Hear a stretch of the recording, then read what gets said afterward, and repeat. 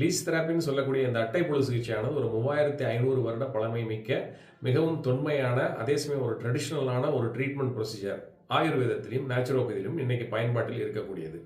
இதுக்கு மற்றொரு பெயர் உண்டு, ரத்த மோக்ஷா அப்படின்னு சொல்லுவோம். ரத்தம்ன்றது பிளட்டை குறிக்கக்கூடியது, மோக்ஷம் அப்படின்னு சொல்றது அதில் முழுமையான ஒரு நிவாரணத்தை கொடுக்கக்கூடியது.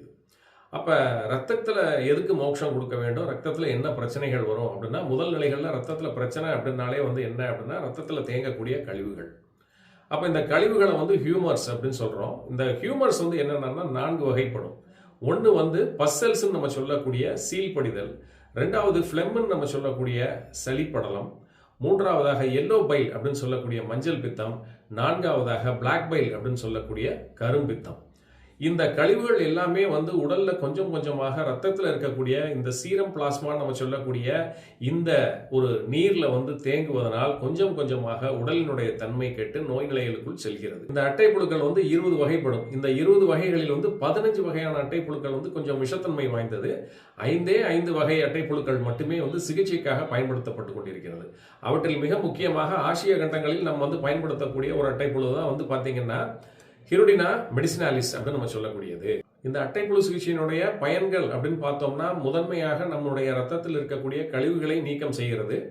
இரண்டாவதாக பார்த்தீங்கன்னா, இந்த அட்டைப்புழு நம்மை கடித்து அந்த ரத்தத்தை உறிஞ்சி எடுக்கும் போது ஒரு 60 வகையான புரோட்டீனை என்ன பண்ணும்னா நம்மளுடைய ரத்தத்தில் கலக்க செய்யும். இந்த புரதத்துக்கு அனைத்துக்குமே பார்த்தீங்கன்னா நம் உடலில் இருக்கக்கூடிய அநேக நோய்களை தீர்க்கக்கூடிய ஒரு வல்லமை உண்டு. இந்த அட்டைப்புழு சிகிச்சையை யார் எடுத்துக்கலாம், யார் எடுத்துக்கக்கூடாது அப்படின்னு சொல்லி பார்த்தீங்கன்னா, உடல்நிலைகளில் யாருக்கெல்லாம் நோய் இருக்கோ அனைவருமே இந்த அட்டைப்புழு சிகிச்சையை எடுத்துக்கொள்ளலாம். யார் எடுத்துக்கக்கூடாது அப்படின்னா, யாருக்கெல்லாம் ஹீமோஃபிலியா அப்படின்னு நம்ம சொல்லக்கூடிய ப்ளீடர்ஸ் டிஸார்டர் அப்படின்ற ஒரு நோய் இருக்கிறதோ அவங்க யாரும் எடுத்துக்கக்கூடாது. அடுத்த விஷயம், ஹெச்பி கவுண்ட் கம்மியாக இருக்கக்கூடியவங்க இதில் எடுத்துக்கக்கூடாது. மூன்றாவதாக ஆஸ்பிரின் மாத்திரைகள், பிளட் தின்னர் யாரெல்லாம் சாப்பிட்றாங்களோ அவங்க கண்டிப்பாக இந்த ட்ரீட்மெண்ட்டை எடுத்துக்கக்கூடாது. இப்போ இந்த அட்டைப்புழு சிகிச்சையை இதை தொடர்ந்து வரக்கூடிய வீடியோவில் முழுமையாக பார்ப்போம். இதை பார்த்துக்கிட்டு யாரும் இதை ட்ரை பண்ண வேண்டாம். இது முழுக்க ஒரு எஜுகேஷனல் பர்பஸ்க்காக நம்ம ரெக்கார்ட் பண்ண வீடியோ. ஆகவே இதில் கொடுக்கப்பட்டிருக்கிறது அனைத்தும் முழுமையான குறிப்புகளாக யாரும் எடுத்துக்கொண்டு சுய பயிற்சி யாரும் செய்ய வேண்டாம். இதை முறையாக ஒரு மருத்துவரின் கண் பார்வையின் கீழ் தான் நீங்கள் இதை செய்ய வேண்டும். இல்லை முழுமையாக நீங்கள் தேர்ச்சி பெற்ற ஒரு சிகிச்சையாளராக இதில் இருக்கிறீங்க அப்படின்னா தாராளமாக இதை நீங்கள் செய்யலாம். மேலும் உங்களுக்கு இந்த வேரிகோசிஸ், ஸ்கின் டிசார்டர்ஸ், ஆட்டோஇம்யூன் டிசீஸ் இதெல்லாம் இருந்துச்சு அப்படின்னா இந்த சிகிச்சையில மிகவும் அற்புதமான ஒரு தீர்வை குறைந்தபட்சம் ஒரு 5 சிட்டிங்ல உங்களால் எடுத்துக்க முடியும். ஸோ ஆகவே ஒரு முறையாக நீங்க ஒரு ஆயுர்வேதா சென்டர்லையோ ஒரு நேச்சுரோபதி டாக்டர்கிட்டயோ சிகிச்சை முறையை எடுத்துக்கொண்டு நல்ல ஆரோக்கிய நிலைகளில் நின்றென்றும் திகழ்ந்தது எனது வாழ்த்துக்களை தெரிவித்துக் கொள்கிறேன். இந்த வீடியோவை பார்ப்போம். சேனலை சப்ஸ்கிரைப் பண்ணுங்க, லைக் பண்ணுங்க, ஷேர் பண்ணுங்க. அப்படின்னா தான் வரக்கூடிய வீடியோஸ் எல்லாத்தையுமே நீங்க பார்க்க முடியும். நம்ம ப்ரிப்பரேஷன் பண்ணணும். ஸோ ப்ரிப்பரேஷன் பண்ணுறதுக்கு முதல்ல ஃப்ரெஷ் வாட்டர் எடுத்து வச்சுக்கிட்டீங்க. லீச் எப்போ இதில் விடணும். எதுக்கு அப்படின்னு சொல்லி பார்த்தீங்கன்னா, இன்ஆக்டிவாக இருக்கிற அந்த லீச் ஆக்டிவாக மாறுறதுக்கு இந்த ஃப்ரெஷ்லி ப்ரிப்பேர்டு குர்குமின் ஜஸ்ட் ஒரு பிஞ்சு ஃப்ரெஷ் வாட்டரில் ஆட் பண்ணி நல்லா கலக்கிக்கோங்க. இது ரொம்ப ஆட் பண்ணிடக்கூடாது. ஒன்று ஹைப்பர் ஆக்டிவாக மாறிடும், இல்லை அப்படின்னா டோட்டலாகவே இறந்தாலும் இறந்துடும் அது. அதனால் கான்சன்ட்ரேஷன் ரொம்ப இருக்கக்கூடாது. ஜஸ்ட் ஒரு பிஞ்சு. இது இந்த சமையல் இதெல்லாம் யூஸ் பண்ணக்கூடாது. இதுக்குன்னே டர்மரிக், ஃப்ரெஷ் டர்மரிக் இருக்குது. அந்த மாதிரி இதெல்லாம் வாங்கி நீங்கள் போட்டீங்க அப்படின்னா நல்லதாக இருக்கும். க்ளவுஸ் கண்டிப்பாக போட்டுக்கணும். அடுத்தது டிட்டாச் பண்ணி அது சக் பண்ண பிளட்டை வெளியில் எடுக்கிறதுக்கு இன்னொரு கண்டெய்னர் வச்சுக்கணும். இதுலேயுமே என்ன பண்ணணும் அப்படின்னா குர்குமின் நீங்கள் இதுலேயும் போட்டு வச்சுக்கணும் ஃபஸ்ட்டே.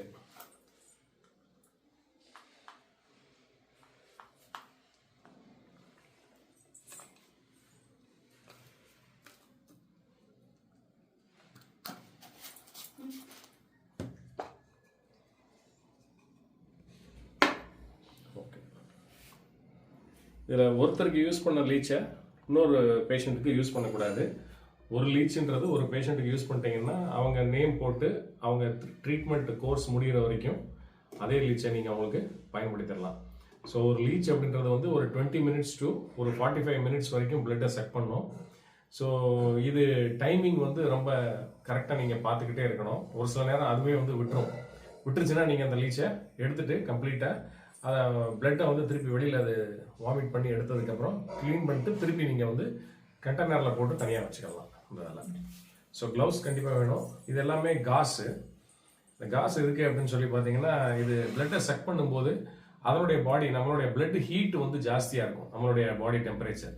ஸோ பிளட்ல இருந்து அதை செக் பண்ணி எடுக்கிற பிளட் ஹீட்டில் வந்து ஜாஸ்தியாக வந்து அதுக்கு வந்து வேறு எதுவும் ஆயிடக்கூடாதுன்றக்காக நம்ம என்ன பண்ணுவோம் அப்படின்னா வந்து ப்ரிசர்வ் பண்ணணும் அதனுடைய பயாலஜிக்கல் சிஸ்டத்தை அப்படின்றக்காக நம்ம இதை இன்வெஸ்ட் பண்ணி இந்த காசையுமே வந்து இதில் பண்ணுவோம். ஸோ காசை வந்து அது மேலே நம்ம ஒட்டிட்டோம், மேலே போட்டு விட்டுட்டோம் அப்படின்னா அந்த ஹீட்டு, நம்மளுடைய பிளட் ஹீட் வந்து லீச்சை வந்து பாதிக்காது. அதுக்கு தான் இந்த காசு வச்சுக்கணும். க்ளவுஸ் கண்டிப்பாக நீங்கள் போட்டுக்கணும். ஓகே, போட்டுக்கோங்க. நிறைய இருக்கு.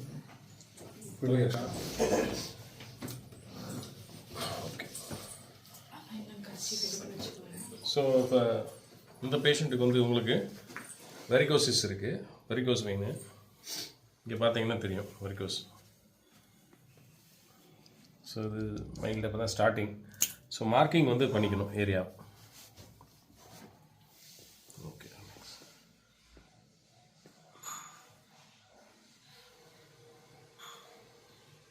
ஸோ இது ஒரு ஸ்பாட்டு நம்ம வெரிகோசிஸ்க்கு இப்போ லீச் அப்ளை பண்ண போகிறது.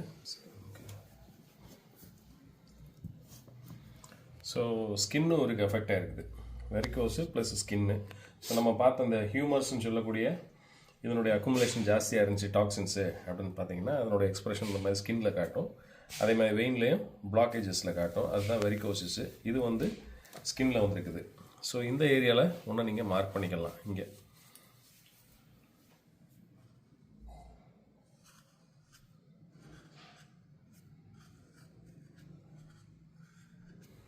ஸோ ஃபஸ்ட்டு மார்க்கிங் பண்ணிக்கிறீங்க.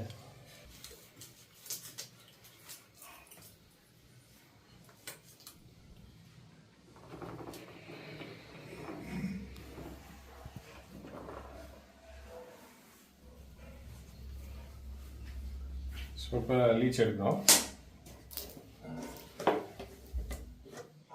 இப்போ ஐடியலாக இன்ஆக்டிவாக தான் இருக்கும் இப்போ எப்போவுமே.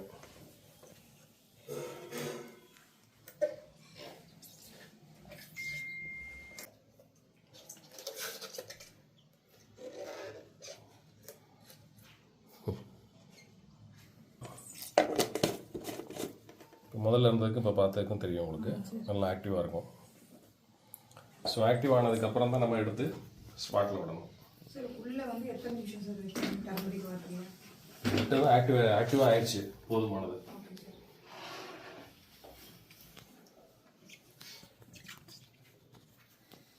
இப்போ செலக்ட் பண்ண ஸ்பாட்டில் நீங்கள் அதை இன்ட்ரோடியூஸ் பண்ணால் போதுமானது.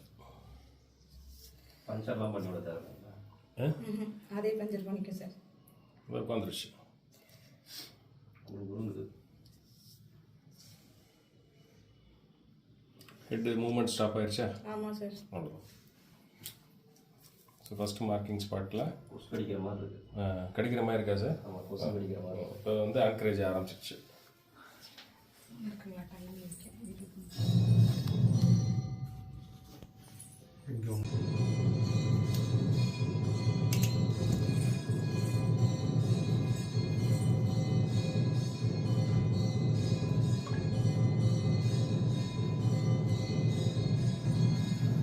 க்ளவுஸை ஒட்டி பிடிக்காதுல்ல சார்? க்ளவுஸ் பிடிக்காது.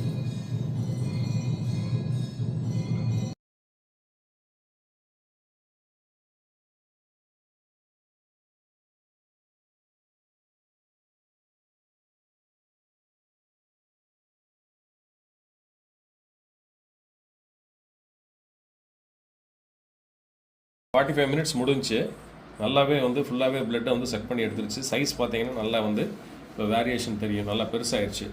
ஸோ இப்போ அதை ரிமூவ் பண்ணி எடுக்கணும். ரிமூவ் பண்ணி எடுக்கிறதுக்கு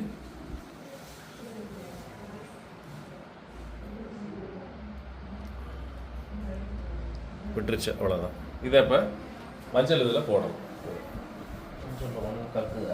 ஸோ இப்போ பார்த்தீங்கன்னா அது குடித்த பிளட்டை ஃபுல்லாகவே வாமிட் பண்ணிடும். ஒரு ஃபியூ செகண்ட்ஸ் வச்சுட்டு அதுக்கப்புறம் நம்ம க்ளீன் பண்ணிட்டு நம்ம எடுத்து உள்ள வச்சு ரீயூஸ் பண்ணிக்கிறதுக்கு, அதே பேஷண்ட்டுக்கு யூஸ் பண்ணுறதுக்கு. Cotton swap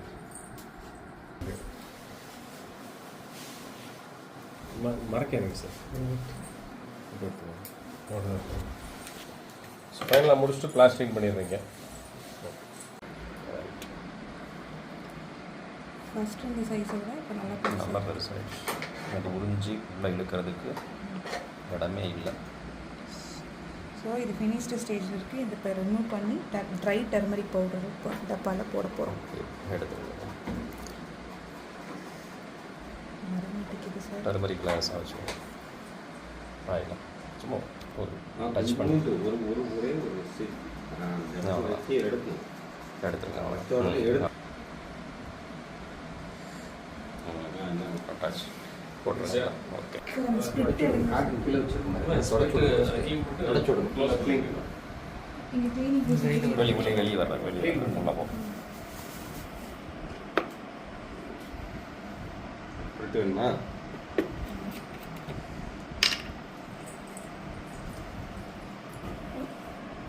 spirit ஊற்றிட்டீங்க. வச்சுட்டேன்.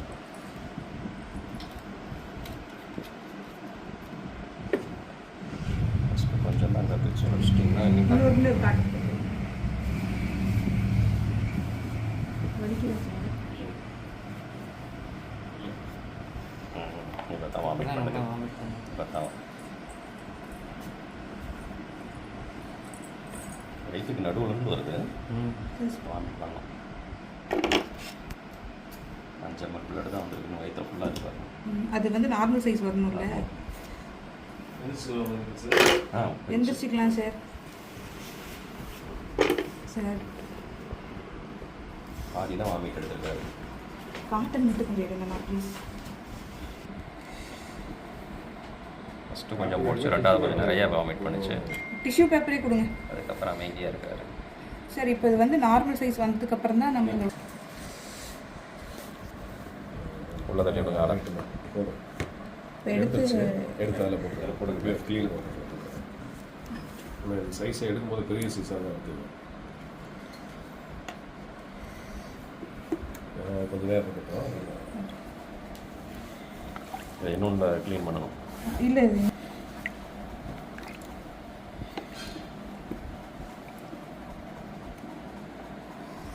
நான் என் உடம்புக்கு இதை பண்ணணுமா?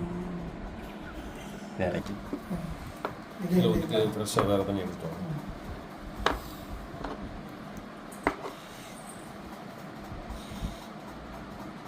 சரி இது ரொம்ப நேரம் இருந்தால் ஒன்றும் சார். இல்லை இல்லை மாற்றிருக்கோம். யாருக்கு என்ன எடுக்குது பார்த்தீங்களா? வருது பார்த்தீங்களா? இது நார்மல் சைஸ்க்கு வர வரைக்குமே விடணும். இல்லை அப்படின்னு இல்லை, கொஞ்சம் அதுக்கு வச்சுட்டு விட்டுருவோம். ரொம்ப நேரம் வைக்க முடியாது நம்ம.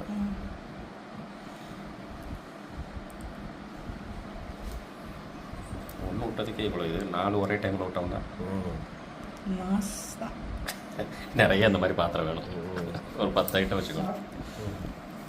இங்கே வைங்க. 2 minutes பார்ப்போம்.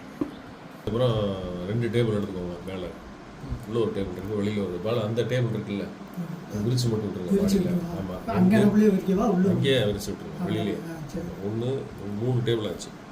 3 டேபிளில் 3 பேருக்கு பண்ணிடலாம் ஒரே நேரத்தில்.